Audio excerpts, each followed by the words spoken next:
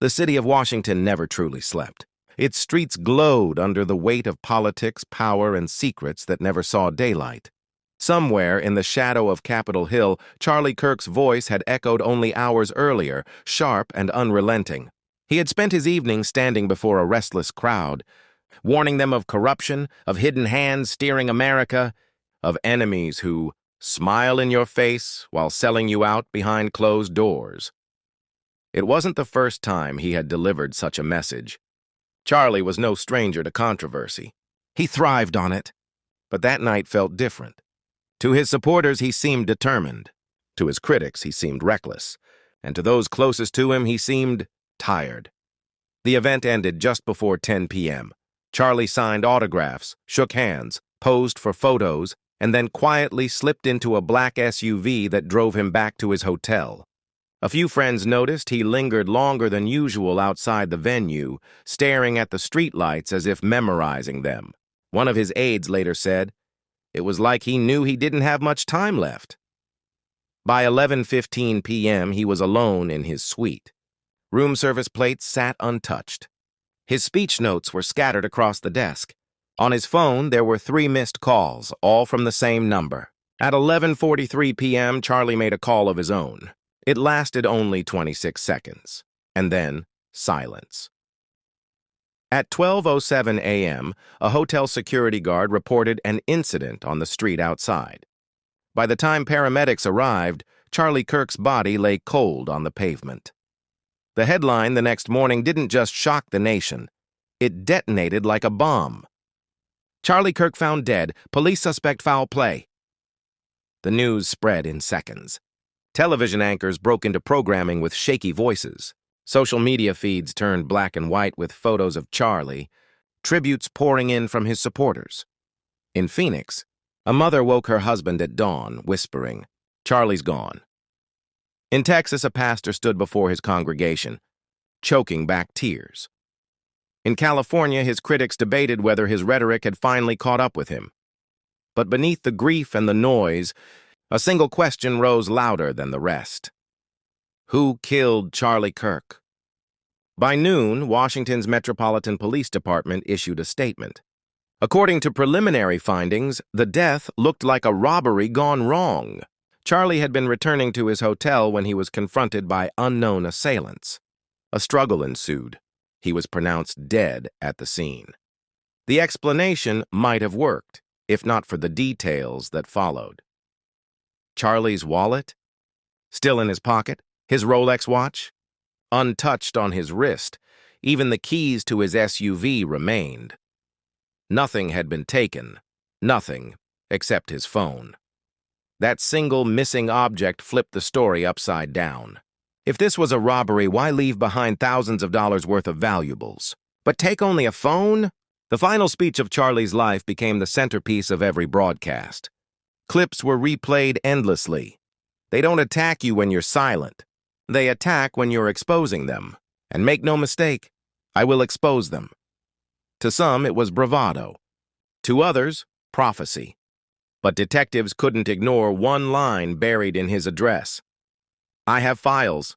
I have proof. And when the time comes, I'll put it all out." Files? Proof? Stored where?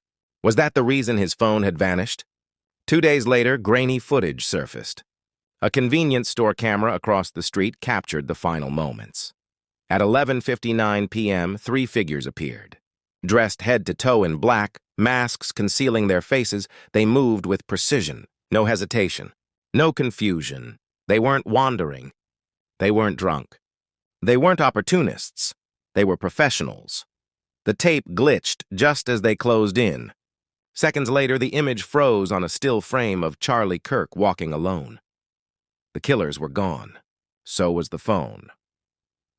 On the 3rd day, an anonymous account posted a screenshot of what it claimed was an email to Charlie. Subject line, "Warning." Message, "Stay quiet. They're watching. Don't make this mistake." The sender was hidden. The date matched 3 days before his death. If it was fake, it was convincing. If it was real, it was damning. Charlie Kirk hadn't been blindsided. He had been warned, and he chose to ignore it. Within a week, rumors spread like wildfire. Some claimed the killers were hired mercenaries. Others whispered about a special unit that operated in shadows, untouchable by law. A few even suggested foreign agents were involved, silencing Charlie for digging into deals overseas. But the most chilling theory came from inside the Capitol itself. A retired staffer, speaking anonymously, said, "Charlie was working on something. He had files, real files, on names that would shock you. If his phone is gone, it's because someone powerful needed it gone." Vigils sprang up across the nation. Crowds gathered with candles, holding signs that read, "Justice for Charlie" and "Truth lives on." But beneath the prayers, there was fear. If Charlie Kirk could be silenced, who else was next? If the truth on his phone was dangerous enough to kill for, then how deep did the rot really go? As the first week ended, three things were clear. Charlie Kirk hadn't died in a robbery. His phone was missing, and that phone held answers. Whoever silenced him wasn't just after one man. They were after the truth itself. And somewhere in Washington, someone was sleeping a little easier, knowing the phone was in their hands. Washington was restless. A week had passed since Charlie Kirk's death, but the city had only grown louder. Candles still flickered at vigils, posters with his face still appeared on street corners, and his name still trended across every social platform. But in the halls of government and the offices of power, a different tone had settled. Cold, cautious, and silent. The Metropolitan Police Department faced the impossible. They had a body, a timeline, and grainy security footage. But beyond that, nothing. No fingerprints. No witnesses willing to speak. No leads. For a man as public, as controversial, and as relentlessly vocal as Charlie Kirk, the silence surrounding his death was deafening. Officially, detectives continued to float the botched robbery explanation, but cracks began to show almost immediately. Why would a robber leave behind a Rolex worth tens of thousands, untouched cash in his wallet, and even the keys to a luxury SUV? Yet take only a phone? Reporters pressed police chiefs in press conferences. The answers were vague. We are looking at all possibilities. We cannot speculate at this time. We are working with federal partners to explore all leads. It was the kind of language people had heard before. The kind that meant someone, somewhere, was controlling the narrative. Behind closed doors, investigators admitted what everyone suspected. The missing phone was the key. Kirk's phone wasn't ordinary. Those close to him revealed he treated it like a vault. He often spoke about keeping receipts, saving everything, messages, emails, audio recordings, even voice memos after private meetings. If someone wanted to bury what Charlie knew, all they needed was to get rid of that phone. But others believed it wasn't destroyed. It was stolen. Stolen because it carried something so explosive, someone needed it in their own hands. Newsrooms erupted into war. Mainstream outlets treated the case carefully. They described it as tragic, suspicious, and still under investigation. They invited former prosecutors who leaned toward simple explanations. Maybe street crime, maybe a political fanatic, maybe just bad luck. But independent voices told a different story. On podcasts, YouTube channels, and live streams, the narrative hardened. This was an assassination. Clips of Charlie's last speech. They don't attack you when you're silent. They attack you when you're exposing them, circulated endlessly. To his supporters, it wasn't just rhetoric anymore. It was evidence. On the seventh night, thousands gathered outside the Capitol. The crowd carried candles, posters, and signs. Some read "Justice for Charlie." Others read, "Where's the phone?" Chants echoed through the streets. "Tell the truth! Tell the truth!" The protest was peaceful, but the anger was undeniable. A sense of betrayal hung in the air. Ordinary people didn't trust the investigation. They didn't trust the media. And some, increasingly, didn't trust their government. On the ninth day, a journalist named Dana Collins broke a story that shook the fragile balance. According to two unnamed sources inside the department, federal agents had intervened in the investigation almost immediately. Files were classified, evidence was sealed, and most shocking of all, the corrupted security footage wasn't corrupted when police first obtained it. The tape had been altered after it was logged as evidence. The revelation raised terrifying questions. If the killers weren't random criminals, then who had the power to interfere so quickly? Who could reach inside an active investigation and manipulate evidence? Members of Congress couldn't stay silent forever. A few conservatives demanded transparency, insisting Charlie's murder was political. Democrats mostly expressed condolences but cautioned against dangerous speculation. But the tension was visible. In quiet corners of the Capitol, whispers grew. Kirk's death wasn't just tragic, it was explosive. He had enemies, yes, but he also had information. And in Washington, information was more dangerous than bullets. 10 days after the murder, another leak emerged. This time it wasn't an email, it was a memo. The document, stamped confidential, suggested Charlie Kirk had been in contact with a whistleblower, someone deep inside the federal bureaucracy. The memo warned of domestic networks operating outside oversight, allegedly moving money, shaping narratives, and ensuring certain voices never rose too high. The authenticity of the memo couldn't be verified, but once again it spread like wildfire. Had Charlie been working on a bombshell story? Was his phone the missing puzzle piece? The country began to split. To half of America, Charlie Kirk was a martyr, a man silenced for speaking truth. To the other half, he was reckless, someone whose rhetoric may have drawn the wrong kind of attention, leading to his downfall. But to everyone, one thing was clear. This wasn't going away. The murder of Charlie Kirk was no longer just a crime scene. It was becoming a national crisis. Inside the department, Detective Marcus Hale sat staring at the case file. A 20-year veteran, Hale wasn't a man prone to wild theories. But even he couldn't shake the feeling that this case was different. No fingerprints, no DNA, no real leads. And yet, a trail of whispers, leaks, and fear that stretched all the way to the Capitol. He looked at the evidence log again, the corrupted tape, the missing phone, the warnings Kirk had ignored. Hale scribbled a note in the margin. "This isn't a robbery. This is something else." As the second week closed, America was no closer to answers. The police clung to a crumbling robbery theory.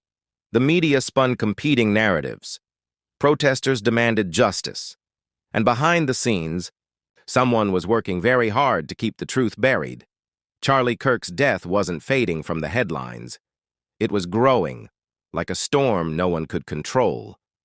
And for Detective Hale, one thing became certain. If he kept digging, he might uncover something far bigger than a murder, something powerful, something dangerous, something people were willing to kill for. Detective Marcus Hale sat in his cramped office, the dim desk lamp casting a lonely glow over the stack of files. He had worked countless homicide cases in his 20 years, but this one clung to him differently.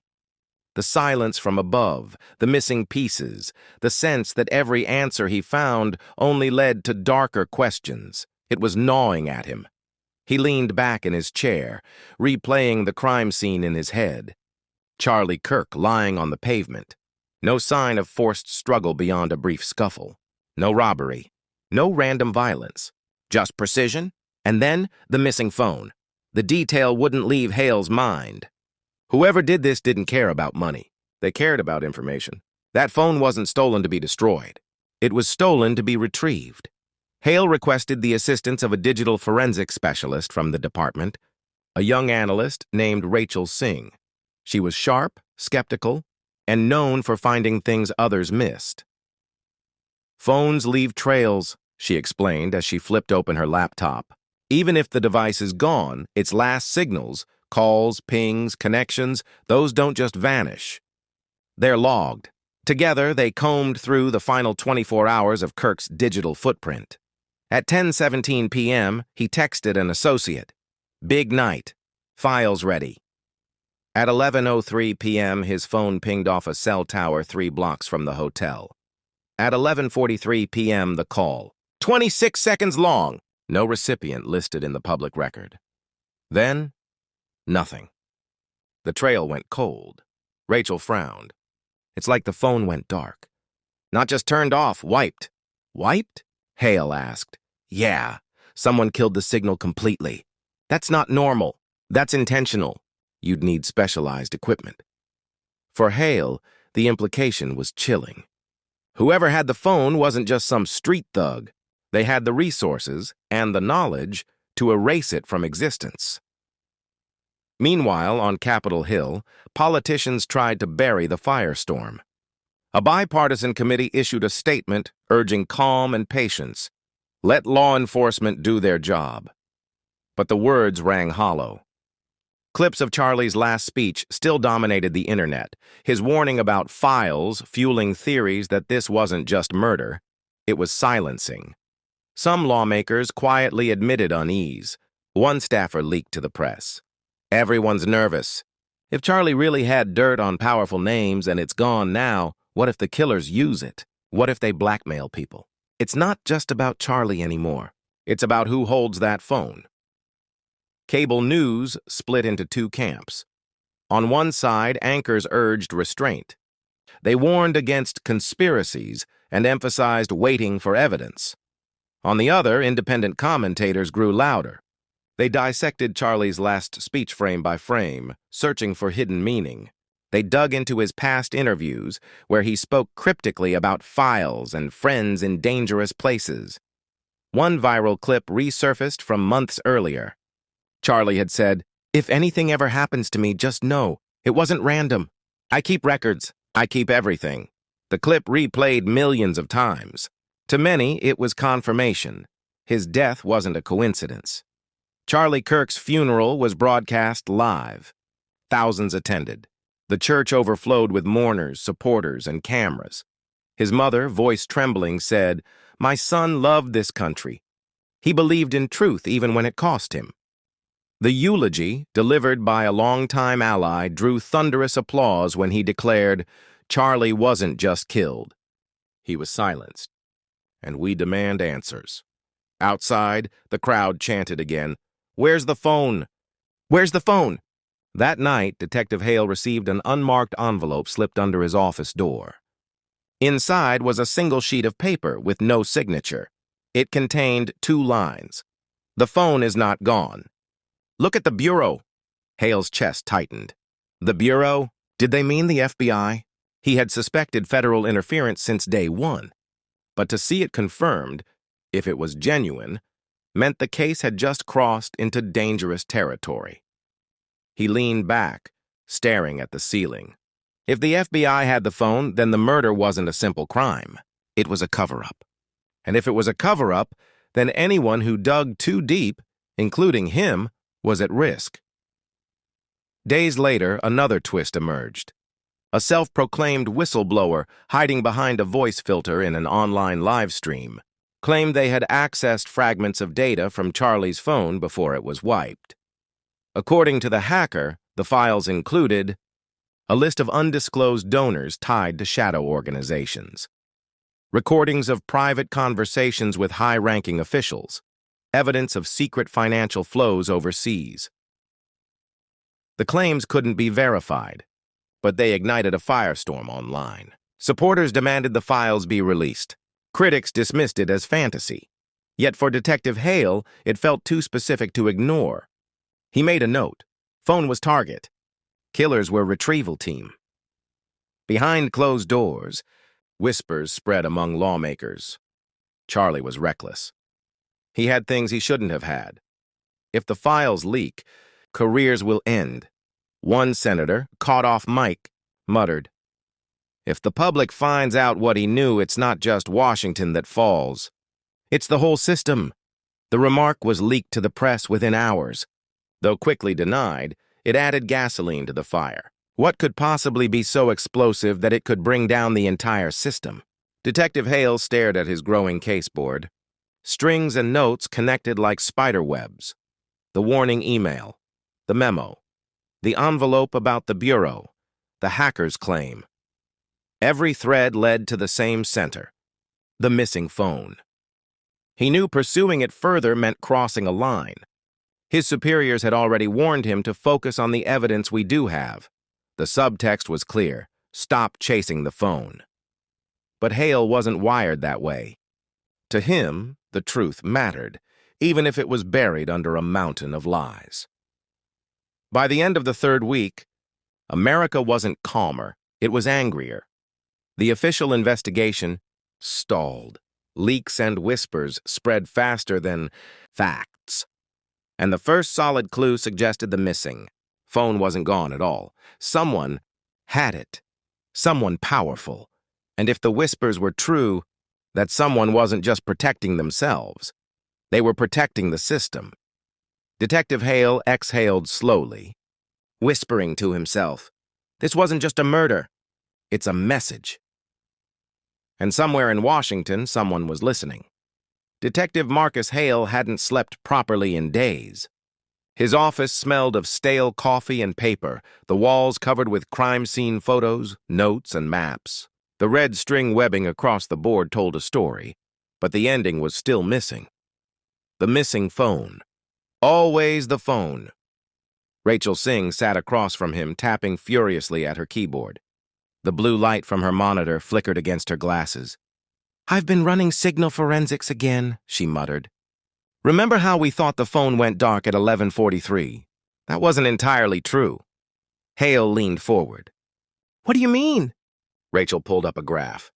For 5 seconds after the wipe, the phone reconnected, just enough to leave a trace. It pinged not on a local tower, but through a classified satellite relay. Hale's jaw tightened. A satellite? That's not something ordinary criminals use. "Exactly," Rachel said. "Only government agencies or defense contractors could pull this off. Whoever took that phone had serious access." For a long moment, silence filled the room. Hale finally whispered, "Then the warning was right. The Bureau, or someone above them, has it." While Hale wrestled with these discoveries, America was tearing itself apart. Cities across the country saw protests swell. Crowds carried candles, flags, and placards that read, "Justice for Charlie" and "Where's the phone?" In New York, thousands blocked the streets chanting, "Truth now! Truth now!" In Texas, armed demonstrators gathered, warning that silence from Washington meant complicity. Even in California, long hostile territory for Kirk's politics, young voices joined in, saying, "We may not have agreed with him, but nobody deserves this." The White House released a carefully worded statement. "We condemn violence. We urge patience. We trust law enforcement to deliver answers." But to ordinary citizens, the words rang hollow. Patience was running out. Behind closed doors, senators and congressmen shouted at each other. Some demanded transparency, others warned of chaos if the truth came out. One heated exchange leaked to the press. Senator A, "We can't keep stonewalling. People know more than we think." Senator B, "If those files see daylight, half this chamber won't survive the fallout." Senator A, "Then maybe they shouldn't have been hiding things in the first place." The recording went viral, fueling suspicion that Kirk's murder was tied to corruption at the highest levels. Detective Hale noticed it first in small ways. A black SUV idling near his apartment 3 nights in a row. His office door slightly ajar when he swore he had locked it. Then came the phone call. A distorted voice, cold and deliberate, echoed through the line. "Detective Hale, stop digging. There is no phone. There are no files. Continue, and you'll end up like him." The call ended before Hale could trace it. His pulse hammered in his ears. He glanced at Rachel, who had overheard enough to understand. "They're watching us," she whispered. Hale nodded grimly, "Which means we're close." Late one evening, as protests roared outside the precinct, another anonymous package landed on Hale's desk. This time, not an envelope slipped under the door, but a full folder. thick with documents bound in a blue cover. Inside were heavily redacted memos, marked confidential. Most of the words were blacked out, but one phrase stood out, repeated multiple times. Project Echo. Sensitive assets. Containment required. At the bottom, a handwritten note. He died for this. Find the rest. Hale felt the weight of it. Project Echo, whatever it was, seemed connected to Charlie Kirk's files, and the phrase containment required sent a shiver down his spine. Rachel worked through the night, cross-referencing the fragments with leaked databases. At dawn, she turned to Hale, her face pale. Marcus, I think I know what this is. Project Echo isn't a defense program. It's a financial pipeline. Billions moved off the books, routed through shell companies. Guess who's listed in the fragments? Hale braced himself. Who? Rachel swallowed. Senators, governors, even cabinet members. This isn't just corruption, it's systemic. And Charlie Kirk must have had the full files. Hale rubbed his forehead. The scope was staggering. So whoever killed him wasn't just silencing a voice. They were protecting an empire. By the end of that week, protests turned violent. In Chicago, police clashed with demonstrators. Tear gas filled the air as chants of justice for Charlie echoed through the streets.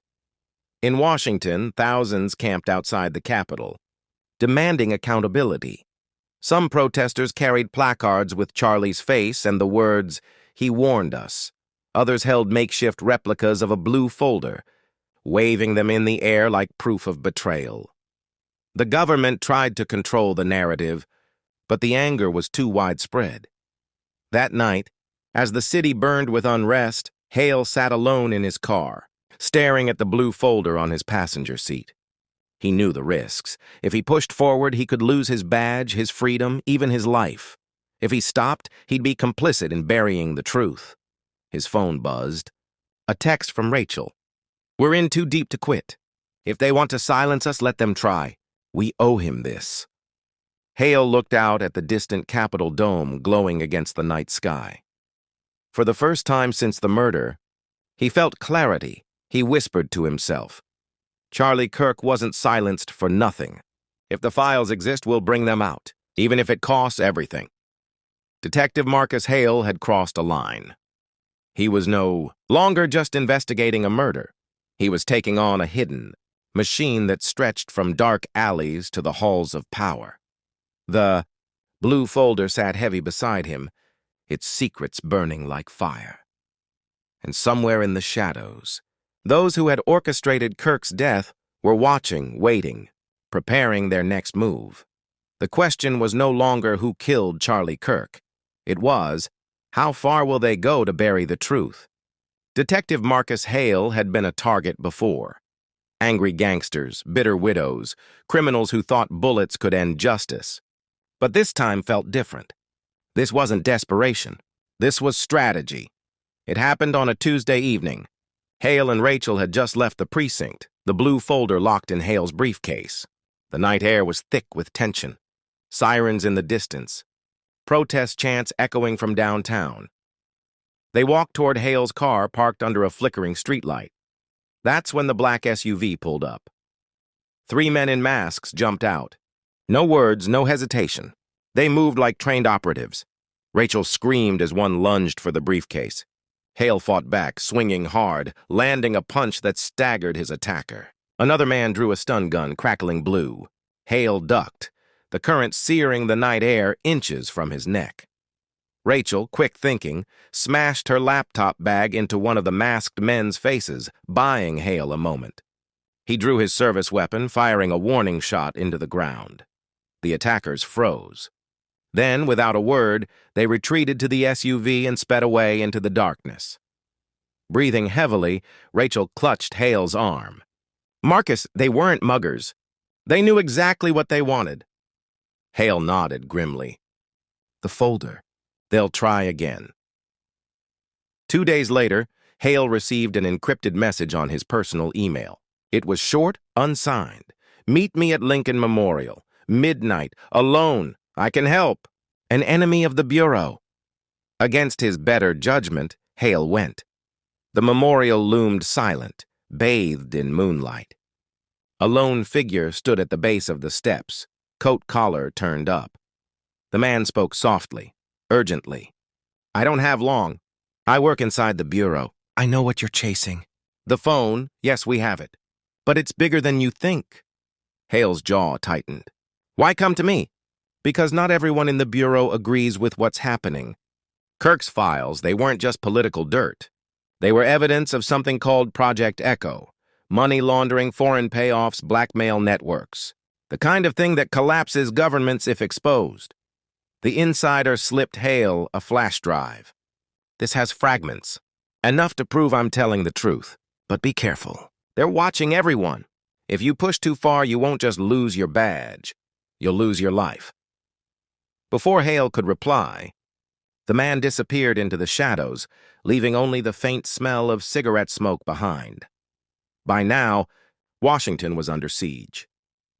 Thousands camped outside the Capitol, their tents stretching across the mall. Flags waved. Chants shook the air. Truth or resign. Protesters carried cardboard cutouts of Charlie Kirk, their faces lit by candlelight at night. Some carried replicas of a blue folder, raising them high as symbols of betrayal. Police presence was heavy, riot shields, barricades, helicopters circling overhead. But the crowd kept growing. Inside the Capitol, lawmakers were trapped in a nightmare. Committees couldn't function. Hearings dissolved into shouting matches. Some senators refused to even show up, fearing backlash. News outlets began calling it the Siege of Washington. Back in his apartment, Hale and Rachel plugged in the flash drive the insider had given them. Files flickered onto the screen, financial ledgers, encrypted emails, offshore accounts. Rachel's eyes widened. "Marcus, this isn't just corruption. This is treason." One document showed massive wire transfers from foreign entities routed into U.S. political campaigns.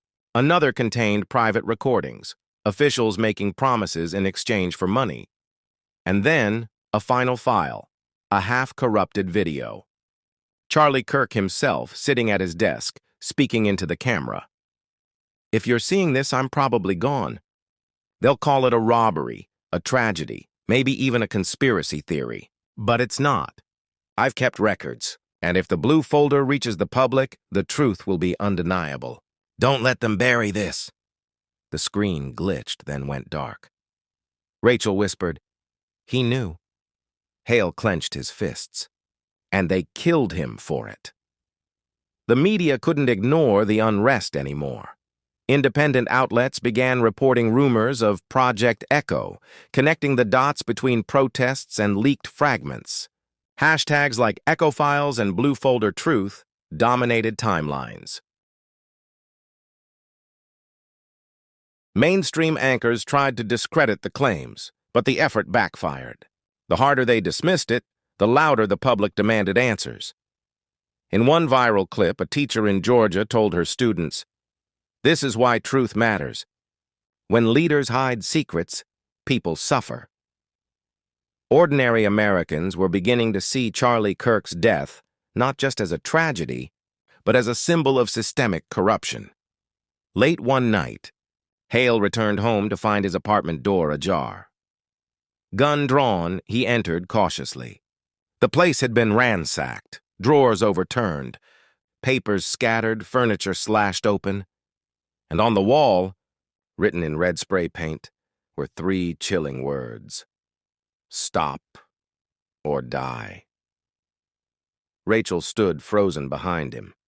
"They know we have the drive." Hale's mind raced. If the Bureau, or whoever was behind this, knew they had Kirk's files, they were already dead men walking. Unless they went public first. Just when Hale was about to suggest leaking the files, Rachel gasped. She held up a crumpled envelope that had been shoved under his door during the break-in. Inside was another document. This one unredacted. It showed the full title, Project Echo, Asset Containment Directive, and beneath it, a list of names. Hale's blood ran cold as he read the first few entries. These weren't just politicians. They were media moguls, intelligence officials, even corporate CEOs. The web was bigger than he had imagined. But the last name on the page made him stop breathing. It wasn't a senator. It wasn't a CEO. It was someone inside law enforcement. Someone Hale knew. Someone he trusted. Detective Marcus Hale stared at the list, his hands trembling. The circle of betrayal was complete. This wasn't just corruption at the top. It was inside his own house. The attack, the threats, the break-in, it all made sense now. The killers weren't just protecting Washington. They had allies everywhere. Rachel broke the silence. Marcus, if that name is real, you can't trust anyone. Not even your own department. Hale looked at her with fire in his eyes. Then we go outside the system. If Project Echo is what killed Charlie Kirk, then Project Echo is what we'll bring down. The game had changed, and the hunters had just become the hunted. Detective Marcus Hale had spent his career working inside the system. But tonight, as he drove through the back alleys of Washington with Rachel in the passenger seat, the system felt like the enemy. Everywhere he looked, unmarked vans and dark SUVs patrolled the streets. Protests still filled the avenues near the Capitol, but Hale knew the real war wasn't in the open. It was in the shadows. Where are we going? Rachel asked, clutching the blue folder. To someone I trust, Hale replied. Someone outside the bureau. Outside politics? He pulled into a hidden garage beneath an abandoned warehouse.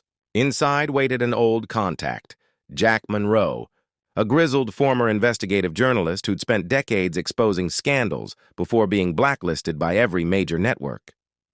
Jack smirked when he saw the detective. Marcus Hale, never thought I'd see you knock on my door. You must be desperate. Hale handed him the blue folder. This is bigger than anything you've ever seen. If anything happens to me, you publish it. All of it. Jack opened the folder, his eyes widening as he skimmed the documents. Jesus Christ. This isn't just corruption. This is treason at the top shelf. Jack paced the room, folder in hand. If I release this without proof, they'll call it fake. I'll be finished. But if I sit on it, you'll be dead before sunrise, Rachel interjected. We have proof. The flash drive. Charlie Kirk's own words. It all lines up. Jack nodded slowly. Then we need redundancy, copies, multiple safe houses. If this thing goes public, there's no stopping the fallout. Hale agreed. Make as many copies as you can. Hide them everywhere. If one of us goes down, the truth still survives. Meanwhile, Washington was burning.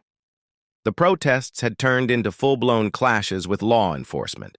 Tear gas filled the air as demonstrators pushed against barricades. The chant, "Where's the phone?" echoed across the mall, now louder than ever. News helicopters captured shocking images, protesters storming the steps of government buildings, waving blue folders high above their heads. Cable anchors spoke in hushed tones. This is no longer just about Charlie Kirk. This is about a system people believe is broken, and a truth they believe is being buried. For the first time, Washington felt like a city under siege. On the fourth night of protests, Hale and Rachel ventured near the Capitol to monitor the crowd. Disguised in hoodies and baseball caps, they blended in with the sea of demonstrators. Suddenly, chaos erupted. A gunshot cracked through the night. Screams followed. The crowd scattered. Hale instinctively shielded Rachel as armed men in civilian clothes pushed through the mob. One of them fired again, this time directly at Hale. The bullet missed by inches, embedding into a concrete pillar. Hale drew his weapon, firing back as Rachel dragged him into cover. The crowd panicked, trampling over barricades. Sirens wailed. The attackers melted into the chaos, but their message was clear. This wasn't a warning. It was an execution attempt. Rachel gasped, clutching his arm. Marcus, they don't just want the folder anymore. They want us gone. Later that night, Hale received another encrypted message, this time routed through Jack Monroe's contacts. Meet at Safe House. You're not alone. They followed the instructions to a hidden townhouse in Georgetown. Inside waited a woman in her 40s, sharp-eyed, dressed in a dark suit. She introduced herself simply. Agent Claire Donovan, or what's left of me. She explained that she had once worked inside the Bureau, but after objecting to Project Echo, she had been forced out. They've compromised everything, she said. Media, politics, law enforcement. Project Echo isn't just about money, it's about control. They fund campaigns, silence critics, shape narratives. Charlie Kirk stumbled too close, and he paid the price. She slid a sealed envelope across the table. This is the second half of the blue folder. He managed to leak it before he died. If you combine this with what you already have, you'll see the whole picture. Rachel opened the envelope. Inside were unredacted documents detailing how Project Echo funneled billions into elections, controlled media outlets, and even manipulated foreign governments. But one detail froze them all. Among the signatures approving Echo directives was a name Hale recognized instantly. Deputy Director Samuel Brooks, his boss. The man who had mentored him for years. Hale felt his stomach twist. Brooks, he's been in this from the start. Claire nodded grimly. He's one of the architects, which means if you're still breathing, it's only because he hasn't decided it's your turn yet. News of the gunfire at protests spread instantly. Clips of panicked crowds flooded social media. Hashtags shifted from Justice for Charlie to Echo Exposed.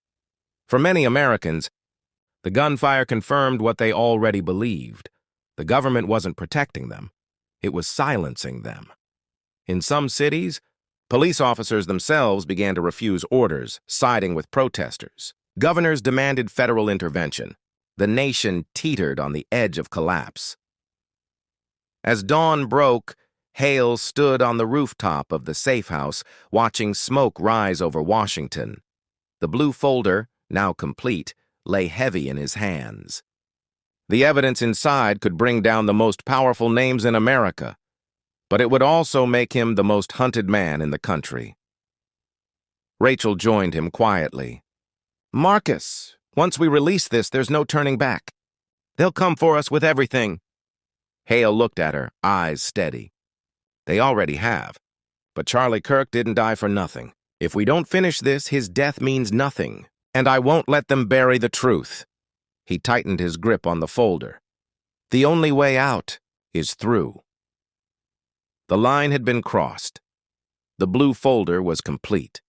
The names inside were damning, and the people outside were demanding nothing less than full exposure. Detective Marcus Hale, Rachel Singh, and their unlikely ally, Agent Claire Donovan, now carried the most dangerous evidence in America. The clock was ticking, and the final battle for truth was about to begin. Detective Marcus Hale had always trusted the system, courts, laws, procedure. But now, as he stood in a hidden basement beneath Georgetown, staring at the blue folder spread across the table, he realized the system was the very thing trying to kill him. Rachel Singh paced nervously. Claire Donovan leaned against the wall, arms crossed. The air buzzed with urgency. We can't hold this anymore, Claire said flatly. If we sit on it, they'll kill us. If we leak it, at least the truth survives. Rachel shook her head. It's not that simple. They own the mainstream networks. If we send it to them, they'll bury it. We need an outlet that can't be silenced. Hale exhaled slowly. Then we go global. International press. Independent networks. Leak it everywhere at once. It was bold. It was dangerous. And it was their only chance. Jack Monroe, the grizzled journalist, set up his equipment in the safe house. Multiple encrypted laptops, satellite uplinks, and burner routers cluttered the table. We'll push it to servers in 6 different countries, he explained. Europe, Asia, South America. Even if one is shut down, the others stay up. Once it's live, there's no putting it back in the bottle. Rachel handed him the flash drive. This is it. The complete blue folder. Jack inserted it, fingers flying over the keyboard. Uploading now? But halfway through, every screen in the room flickered, then went black. What the? Jack muttered. Rachel checked her phone. No signal. No Wi-Fi. Nothing. Claire's face hardened. They've cut the grid. This isn't an accident. It's a coordinated digital blackout. Across Washington and soon across the nation, screens went dark. Internet providers went down. News channels froze mid-broadcast. The government had pulled the kill switch. For ordinary citizens, the blackout was chaos. Phones stopped working. Bank systems froze. Social media vanished. On the streets of Washington, protests turned into panic. "They're shutting us up!" people shouted. Fires broke out. Sirens wailed. One protester screamed into a dead live stream camera. "They killed Charlie! Now they're killing the truth!" The blackout, meant to control, only fueled suspicion. Inside the safe house, Hale clenched his fists. "They're willing to shut down an entire country just to stop the truth from spreading." Rachel whispered, "We're running out of time." As they regrouped, Claire Donovan excused herself, stepping outside to check perimeter security. Minutes passed. Then Rachel noticed something wrong. One of the laptops, previously wiped by the blackout, suddenly came back online, but only for a few seconds. During that window, a small data transfer occurred. "Marcus, someone's copying the files." Hale's heart dropped. He rushed to the door, yanking it open. The alley outside was empty. Claire was gone. Jack cursed. "She played us. She wasn't protecting the folder, she was delivering it." Rachel's voice trembled. "But why? She gave us the second half. Why betray us now?" Hale's jaw tightened. Maybe she wanted us to bring it all together. Maybe we were just the middlemen, and now she's taken it straight to whoever she's really working for. They piled into Hale's car, racing through blackout-stricken streets. Fires burned in trash bins. Protesters clashed with riot police under the glow of emergency lights. The city looked like a war zone. Rachel hacked into the car's onboard system, trying to trace the transfer.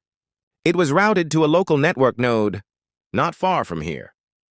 They screeched around corners until they spotted her, Claire Donovan stepping into a black SUV guarded by men in tactical gear. "Marcus!" Rachel shouted. Hale didn't hesitate. He floored the accelerator, slamming the car into the SUV's side. The collision rocked the street. Gunfire erupted as masked men opened fire. Bullets shattered glass. Jack ducked low, firing back with an old revolver he hadn't touched in years. Claire slipped away in the chaos, vanishing into a maze of alleys. The SUV peeled off, leaving Hale's battered car smoking in the street. Breathless, Hale leaned against the steering wheel, blood trickling from a cut on his forehead. Rachel turned to him. "Claire's not the top. She's just another player. If she ran with the files, she's delivering them to someone bigger. Someone who's been pulling the string since the beginning." Jack, wheezing, lit a cigarette with shaking hands. "The way they moved, the resources they've burned. Marcus, this isn't about one politician or even a group. This is a machine. And whoever sits at the top, that's the one who ordered Charlie Kirk's death." Hale's phone buzzed unexpectedly. Against the blackout, one encrypted line still worked. A single message appeared. "Detective Hale, you're getting too close. Tomorrow night, come to the old Union Station tunnels. Come alone. It's time you meet the one who ended Charlie Kirk." The message vanished instantly. Rachel's face went pale. "Marcus, they want you to walk into a trap." Hale's eyes hardened. "No, they want me to meet the mastermind. And if that's my only chance to end this, then I'll take it." The digital blackout had silenced a nation. The blue folder had slipped from their hands, and betrayal had cut them deeper than bullets ever could. Now, for the first time, Detective Marcus Hale stood on the edge of the final revelation. The one who killed Charlie Kirk, the one who controlled Project Echo, the mastermind behind the machine. And tomorrow night, in the dark tunnels beneath Union Station, Hale would finally come face to face with the ghost in the shadows.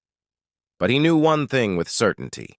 This meeting would either expose the truth or end his life. The tunnels beneath Union Station were colder than Detective Marcus Hale expected. Damp stone walls stretched endlessly into darkness, echoing with the distant rumble of trains above. He tightened his grip on his pistol, every step deliberate. Rachel had begged him not to come alone, but the message had been clear. One man only. If this was the final trap, then so be it. He had chosen his ground. At the far end of the tunnel, a lantern flickered. A shadow stood waiting. "Marcus Hale," a familiar voice said. Loyal, stubborn, predictable. "Just like I trained you to be." Hale froze. From the shadows stepped Deputy Director Samuel Brooks, his mentor, his boss, the man he had trusted for years. Hale's stomach churned. "You," Brooks smiled faintly. "Surprised?" "You shouldn't be. I taught you this world. You must have known it would end with me." Brooks strolled casually, hands behind his back. Project Echo was never about corruption for its own sake. It was about survival. The world is chaos, Marcus. Politicians are weak. The public is fickle. We needed control, stability, power. Hale's voice was sharp. "You murdered Charlie Kirk." Brooks tilted his head. "He gave us no choice. He stumbled onto the truth, and he wouldn't play ball. Do you think this nation can survive if every loudmouth activist with a platform exposes the machinery behind it? No, sacrifices had to be made." Hale's finger tightened on the trigger. "You call it sacrifice. I call it murder." Brooks's smile widened. "And what will you do, Marcus? Shoot me? If you do, the Bureau will hunt you down as a traitor. If you don't, you'll never stop us." Before Hale could reply, footsteps echoed behind him. Armed men emerged from the darkness, black tactical gear, silenced rifles glinting under the lantern light. Brooks spread his arms. "You see, Marcus, you walked exactly where I wanted. You've been useful, but your usefulness ends tonight." The soldiers raised their weapons, but before they could fire, gunshots cracked from the shadows. One soldier dropped, then another. Rachel Singh and Jack Monroe burst into the tunnel, guns blazing. Rachel shouted, "Marcus, move!" Hale dove into cover as chaos erupted. The tunnel filled with muzzle flashes, the deafening roar of suppressed gunfire ricocheting off the stone walls. Brooks ducked behind a pillar, barking orders. "Kill them all! No survivors!" The firefight raged in the darkness. Rachel reloaded quickly, firing bursts that pushed the soldiers back. Jack, surprisingly steady for his age, picked off targets with precision. Hale seized the moment, flanking around to Brooks's position. He tackled his former mentor, the two men crashing onto the damp floor. Hale's pistol skidded away as they grappled in brutal hand-to-hand combat. Brooks was stronger than he looked. Years of age hadn't dulled him. He fought like a man possessed, fists hammering with fury. "You think you can stop this machine?" Brooks growled, slamming Hale against the wall. "You can't kill an idea!" Hale spat blood, shoving back. "No, but I can kill the men who hide behind it." With a roar, Hale overpowered him, landing blow after blow. But Brooks pulled a hidden knife, slashing across Hale's arm. Pain seared through him. The fight turned desperate. Every strike, every chokehold was survival. While the battle raged, Rachel pulled out a small device, a satellite uplink hidden inside her backpack. "Jack, cover me!" she yelled.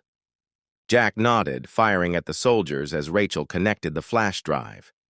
Despite the blackout, the uplink linked directly to foreign satellites.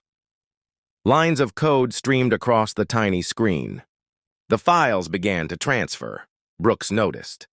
His eyes went wide. "No, stop her!" He broke free of Hale's grasp, sprinting toward Rachel. But Hale launched himself forward, tackling him to the ground once more. "Too late," Hale hissed. The uplink beeped. Upload complete. The blue folder was now live, mirrored across dozens of international servers. Every name, every deal, every secret of Project Echo. Brooks's composure shattered. He fought with pure rage, slamming Hale into the concrete. "You've doomed us all. Do you think the world will thank you for this? They'll tear themselves apart without order." Hale snarled, locking his arm around Brooks's throat. "Better chaos than your chains." With one final brutal motion, Hale ended it. Brooks's body went limp, collapsing onto the tunnel floor. The silence that followed was deafening.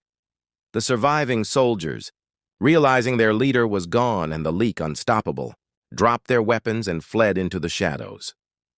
Rachel lowered her gun, breathing heavily. Jack leaned against the wall, exhausted.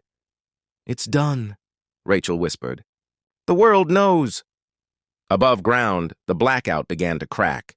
Despite the government's efforts, international media outlets flooded with headlines. Project Echo exposed. Secret network of power and control revealed. Charlie Kirk's murder linked to global conspiracy. Deputy Director Brooks named in explosive leak. Protests erupted into celebrations. People waved makeshift blue folders in the air, chanting Kirk's name. In cities across America, walls once covered in silence now echoed with one cry. Truth always finds the light. As dawn broke over Washington, Hale stood with Rachel and Jack outside Union Station. The city was scarred, smoke rising, sirens wailing, but it was alive with hope. Rachel looked at him, eyes tired but determined. "We did it. Charlie's death wasn't in vain." Hale stared at the sunrise, haunted. "We lit the fire, but fires don't stop when you want them to. The truth is out, but the cost—" Jack put a hand on his shoulder. "The cost is always high, but tonight you gave the people the choice, and that's all a man can do.